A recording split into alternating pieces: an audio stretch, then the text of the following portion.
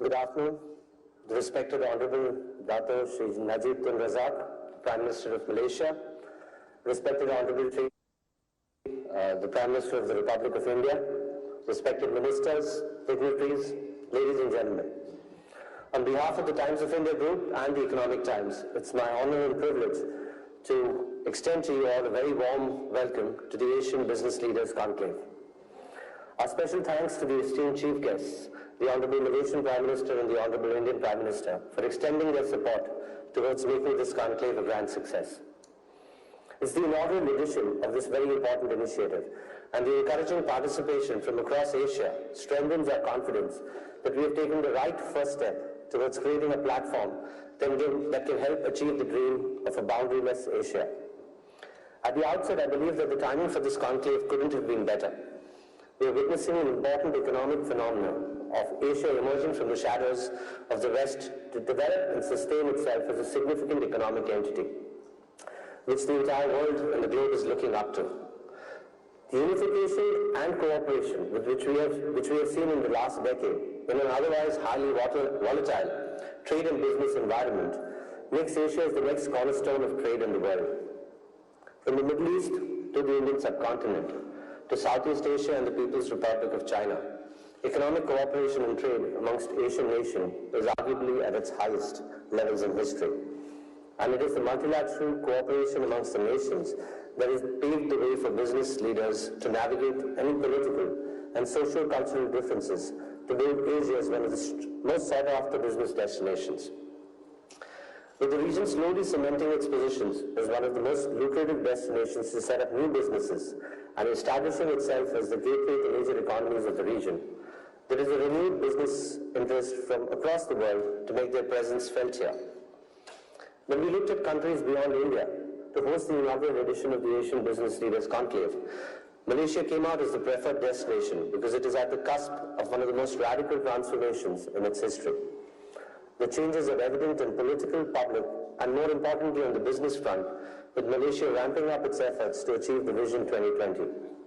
It is strategically located in the heart of Southeast Asia, offering a cost-competitive location for investors intending to set up offshore operations. From manufacturing to distribution to technical expertise in the services sector, the country offers opportunities and capabilities across the value chain. Whether the investors want to utilize Malaysia as their target market or as a regional gateway, the country has been very successful in creating a conducive business environment for businesses to thrive. As an organization that comes from India, I can truly vouch for the optimistic state of affairs in our nation and the tremendous efforts taken by the present leadership to energize the economy. We see great strides undertaken to boost the ease of doing business as well as encouraging Indian businesses to look beyond. Additionally, the Malaysia-India connection is something a few can afford to ignore. India's Look East policy, coupled with transformation happening in Malaysia, certainly opens up avenues to further energize and elevate the already strong trade partnership between our two nations. The recent interactions between the two great leaders present here today cement the intention of coming together to make a strong impact on the region. The conclave, in its first edition, aims at bringing together business leaders from across Asia to deliberate and discuss key agendas and challenges faced in navigating the business boundary across the regions. I encourage you all to leverage this conclave as a business platform for advancing our collective business needs to make Asia a thriving region for trade and commerce in the world. In conclusion, I wish you every success in your deliberations and a very successful conclave. Before I step down, I would once again like to thank our esteemed chief guests for taking time out for their extremely busy schedules and providing us with the encouragement for this very important initiative. Thank you. Thank you, Mr. Deepak Lamba, for setting the tone and note for today's conclave. On that note, ladies and gentlemen, please help me welcome to invite our chief guest all the way from India, the Honorable Prime Minister of India, Sri Narendra Modi ji, to kindly deliver this special address.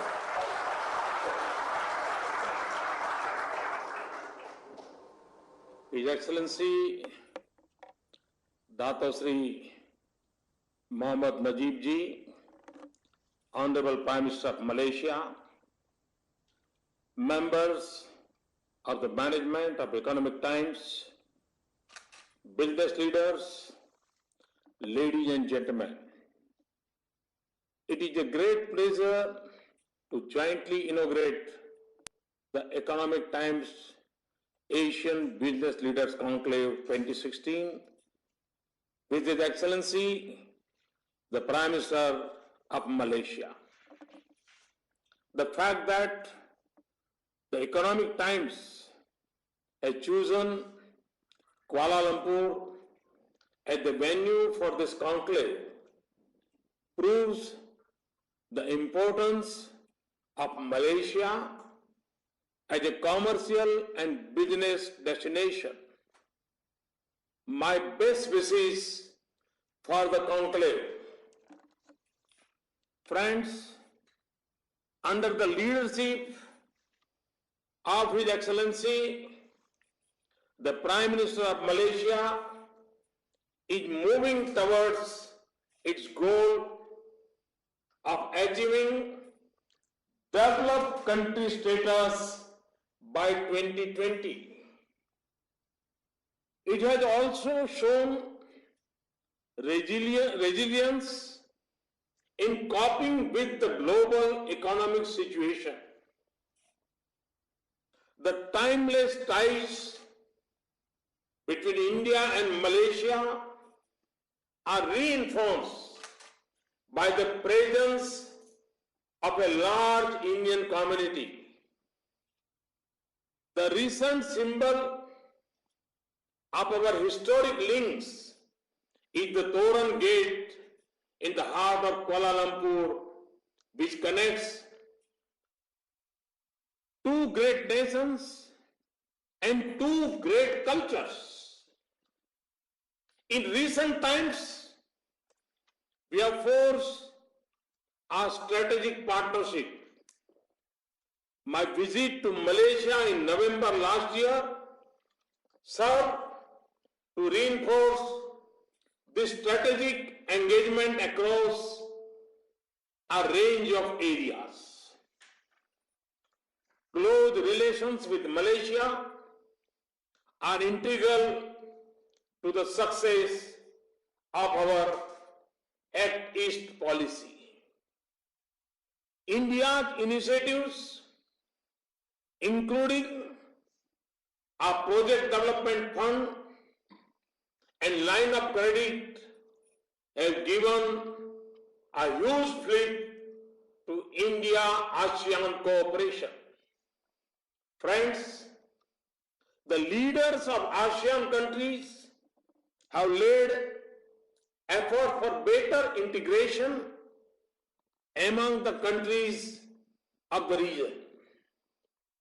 These initiatives to bring the business leaders of Asia together is therefore very, very timely. I've said on many occasions that the 21st century is the century of Asia. Asia, where there are hands to work, homes to consume, and heads have the humility to learn. Despite unfavorable and uncertain global economic environment, the growth prospects of the Asian region have been a ray of hope remain bright. Friends, India is currently witnessing an economic transformation. It is not only one of the fastest growing large economies in the world, it is also marked by initiatives centered around ease of doing business, making governance transparent and efficient, reducing regulatory overburden, presently cleaning the system from black money and corruption is very, very high on my agenda. This comes closely after digitization and introduction of GST. The outcomes of our efforts are visible from India's global rankings on various indicators. India's rank has gone up by, in World Bank's Doing Business report, we are fast closing the gap between business practices in India and the best in the world. We are ranked third in the list of top prospective host economies for 2016-18 in the World Investment Report 2016 released by UNCTAD. Our rank improved by 32 positions in World Economic Forum's Global Competitiveness Report 2015-16 and 2016-17. We improved 16 places in Global Innovation Index 2016 and 19 positions in the World Bank's Logistics Performance Index of 2016.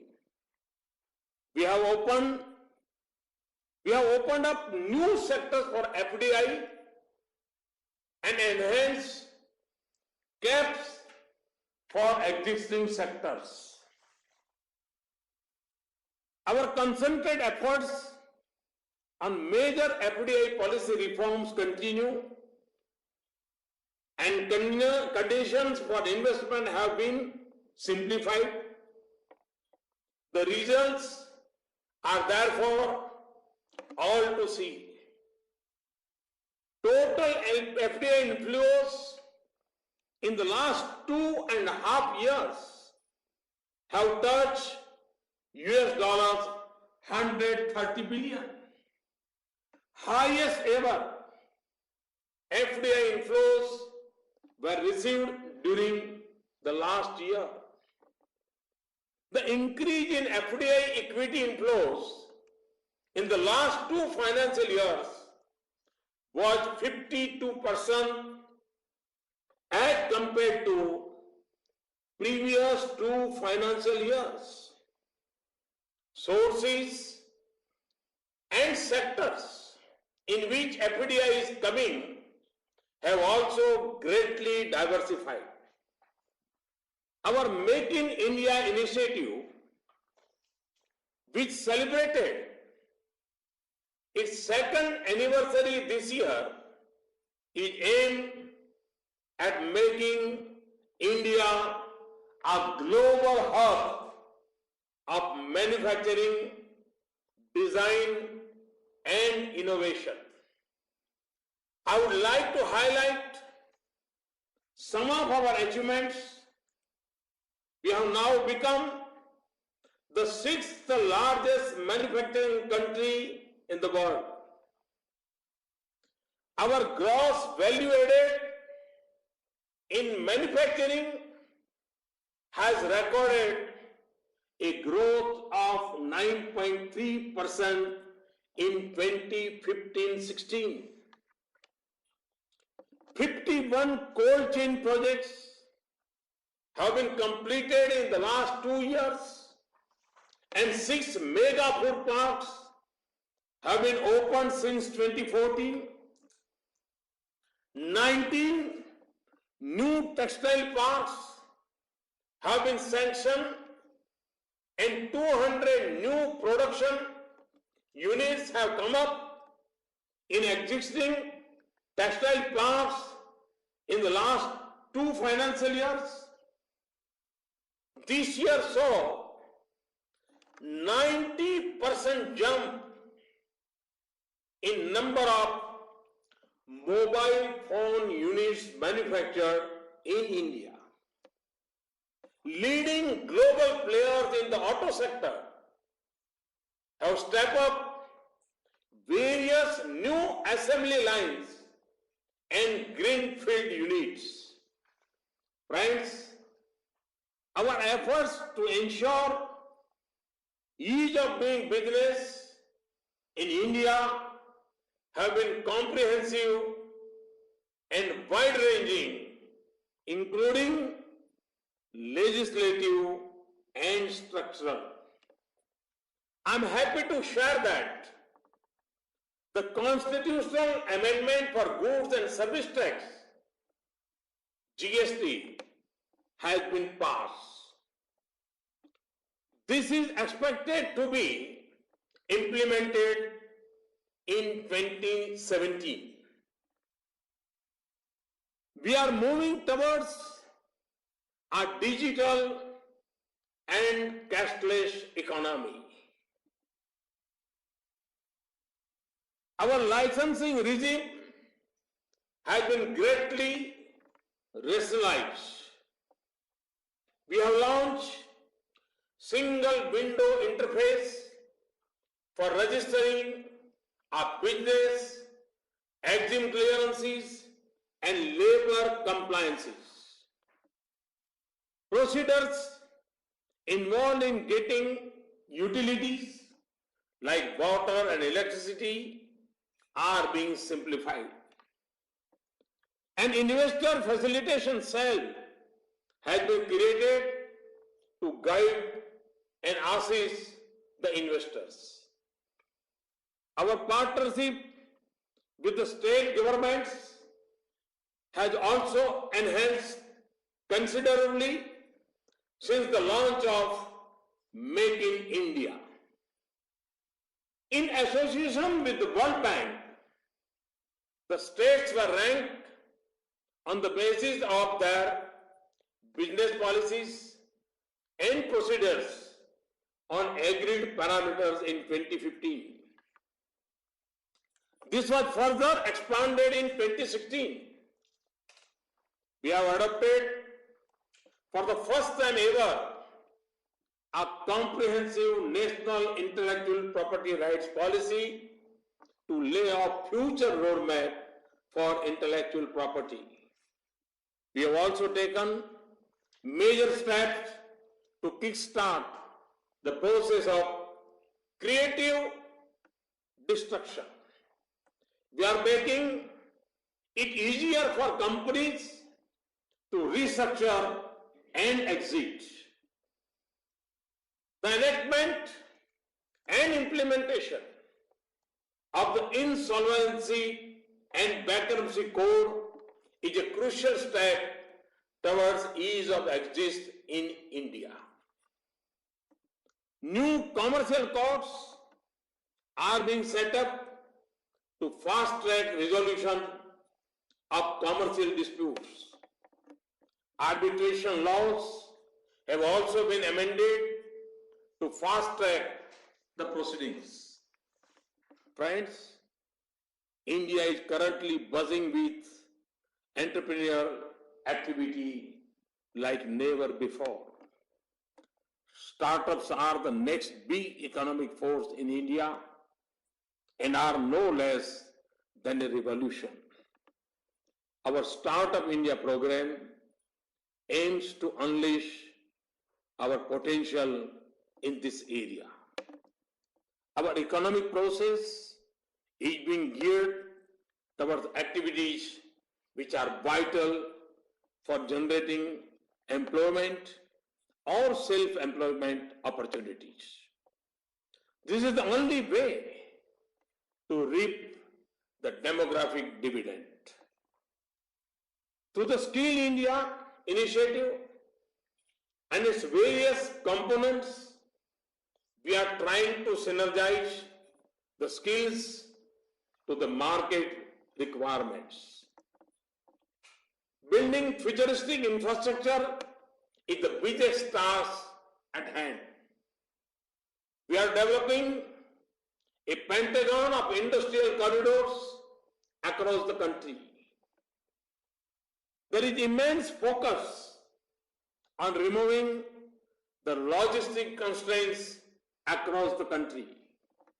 Roads, railways, ports are being upgraded across the country.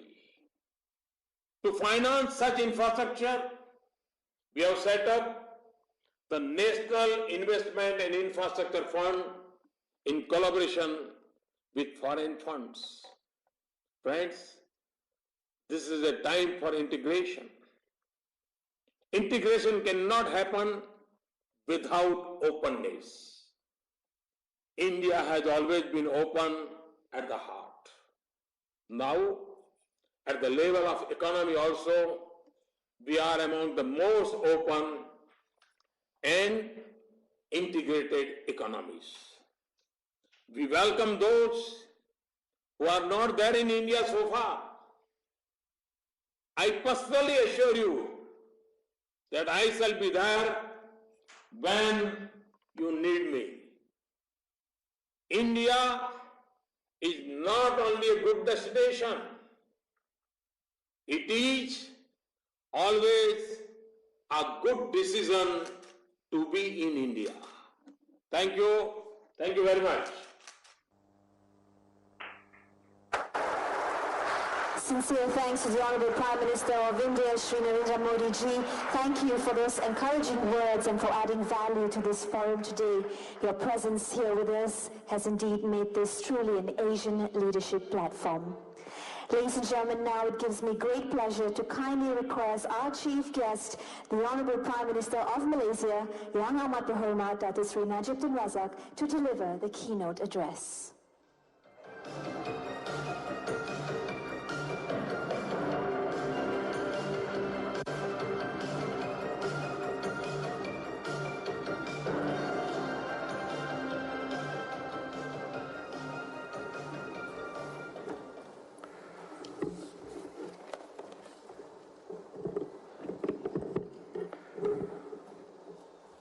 Assalamu alaikum and a very good afternoon. Prime Minister Narendra Modi, Prime Minister of India, Minister Datuk Seri Mustafa, High Commissioner, Mr. Deepak Lamba, President Times of India Group, distinguished participants, guests, ladies and gentlemen. First of all, let me thank both our counterparts in other Asian governments and the organizers for inviting me to join you at this inaugural edition of the Economic Times Asian Business Leaders Conclave. To many viewers on Facebook and the Indian News Network who are watching this live event, Namaste. This landmark conclave brings together many of Asia's foremost business leaders to discuss ways to ensure that the region remains the most thriving center for trade, investment, and doing business in the world. I am indeed delighted that it is taking place right here in Malaysia.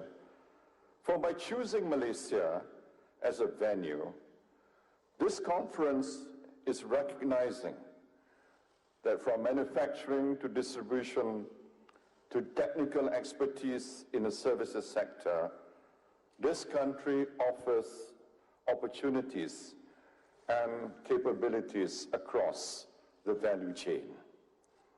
Whether investors want Malaysia to be their target market or to set up here to take advantage of our being a regional gateway, companies and individuals will find so many opportunities upon their arrival here. We are a politically stable country with a well-developed legal system and attractive incentives for investors.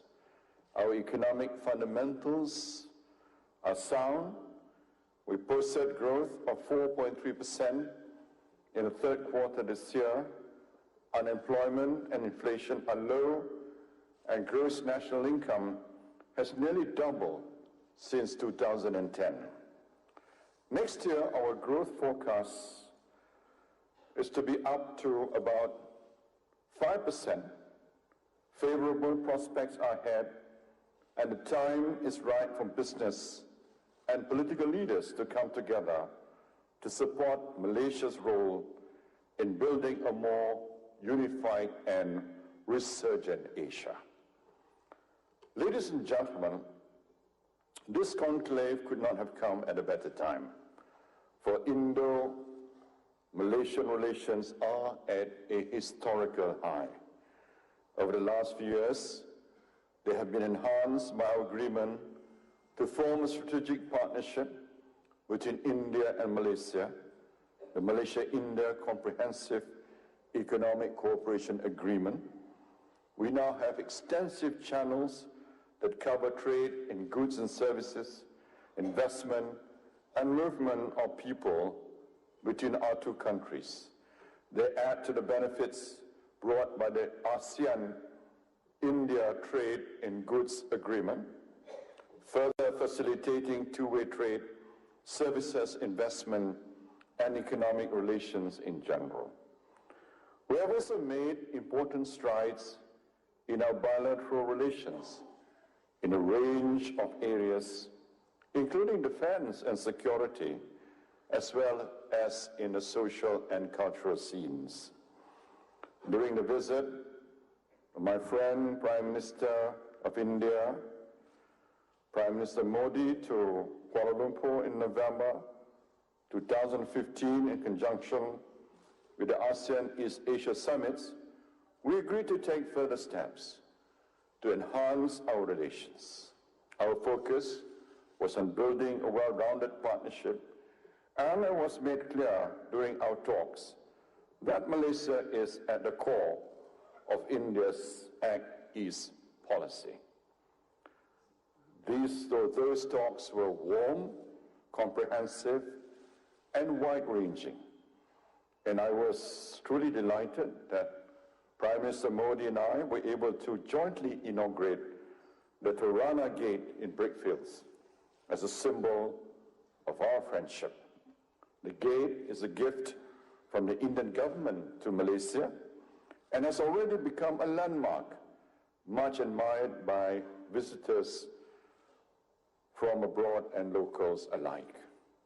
It was erected in the area known as Little India because it was amongst the earliest settlements by the Indian community in Kuala Lumpur. As such, the Rana Gate is not only a symbol of the friendship between India and Malaysia, but it's also a symbol of the unity and understanding that exists alongside our unique ethnic diversity in Malaysia. Ladies and gentlemen, there is great depth and history to the relationship between India and Malaysia. India has been Malaysia's largest export destination in the South Asian regions ever since 1998. From 2003 to 2015, trade increased by more than fourfold. Last year, Malaysia's trade with India amounted to nearly 47 billion ringgit, an increase of 3.5% from 2014.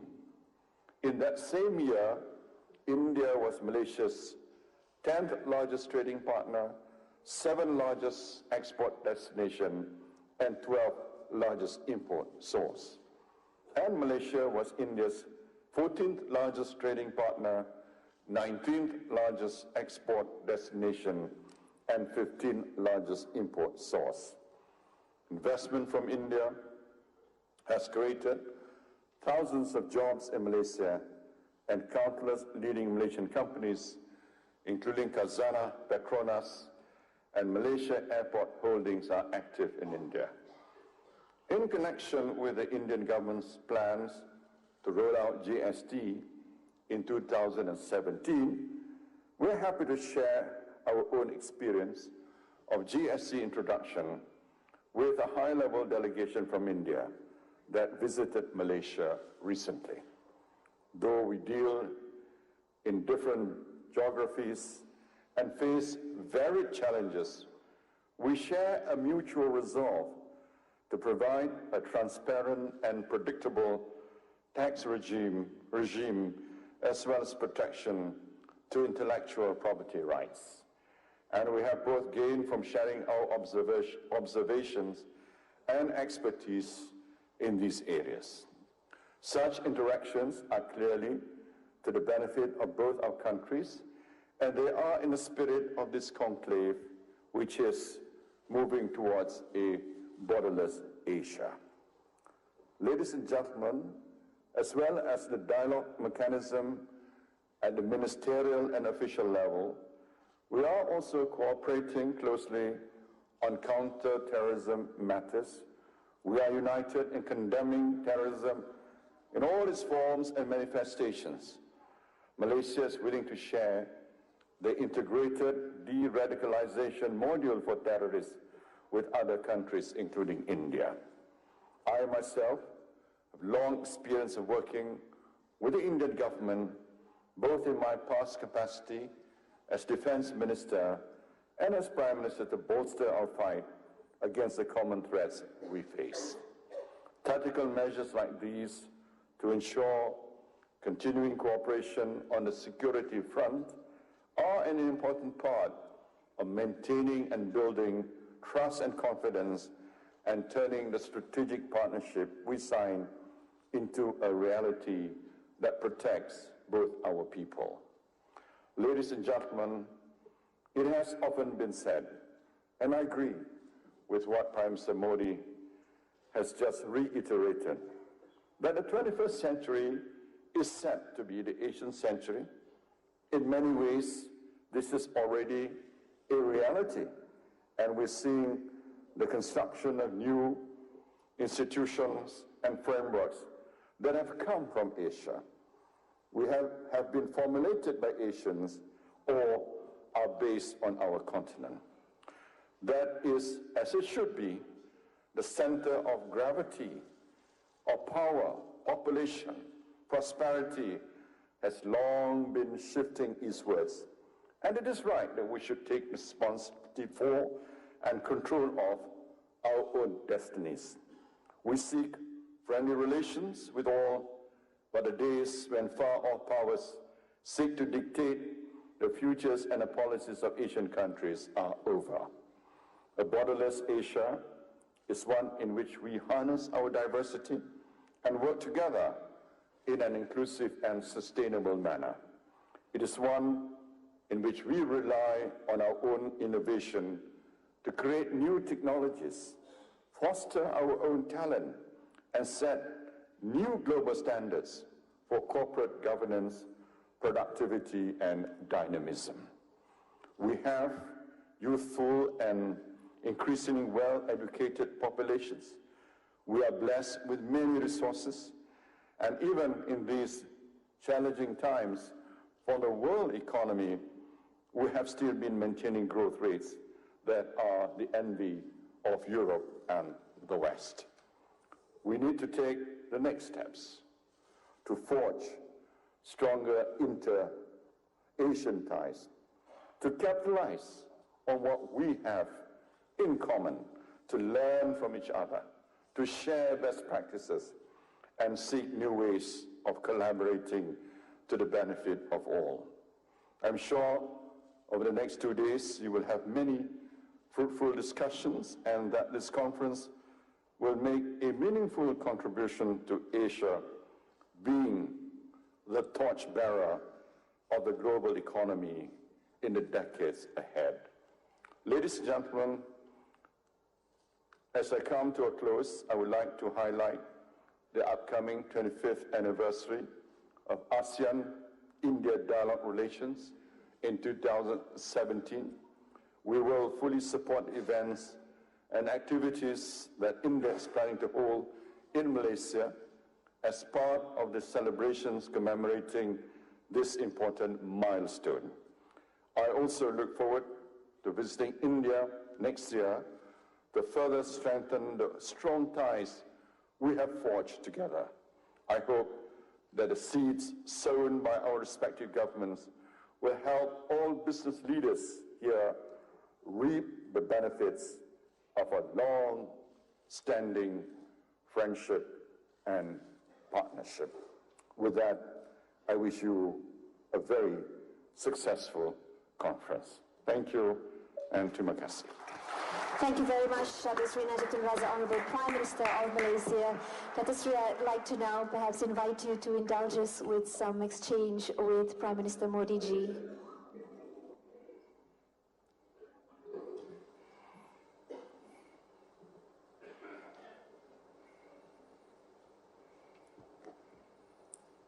Prime Minister Modi ji, are you able to hear us? Yes. Yes, hi. The forum is open. The hall is waiting to hear a few words from you and, of course, the Honorable Prime Minister of Malaysia. Thank you, Excellency, for your kind remarks, and we are very eager to receive you here in India in 2017.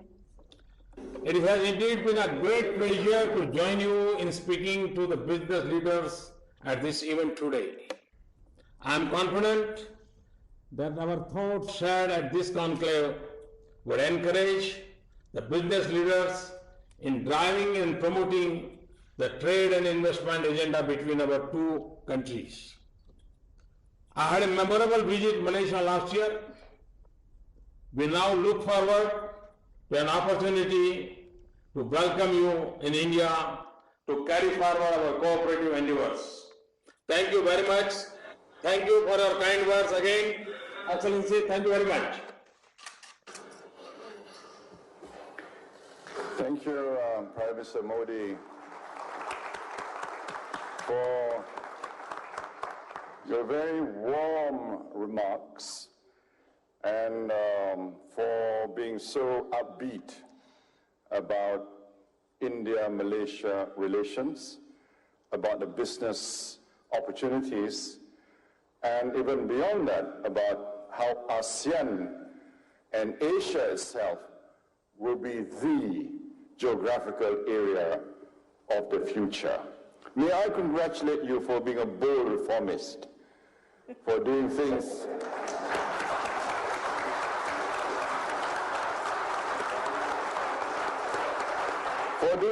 that a lesser mortal would not have attempted, I think.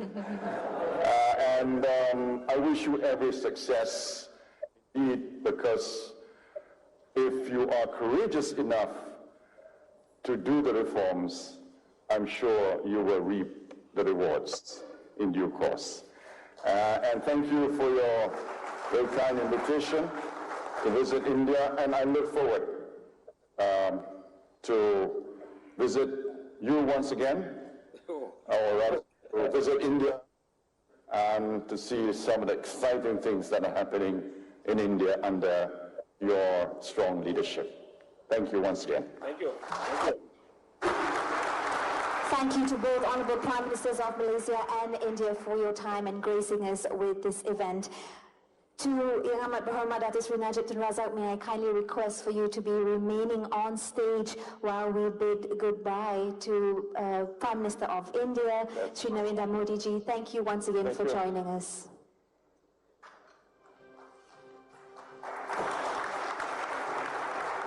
Ladies and gentlemen, may I kindly request on stage to join our Prime Minister, Mr. Deepak Lamba, and His Excellency, the Indian High Commissioner to Malaysia, Mr. T.S. Tirumurti, to join the Prime Minister on stage for the unveiling of the Coffee Table Book for the Most Influential Leaders of Asia 2016.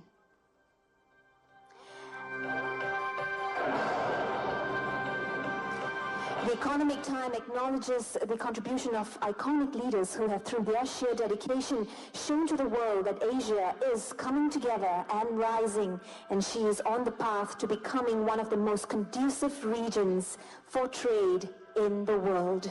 Ladies and gentlemen, this is the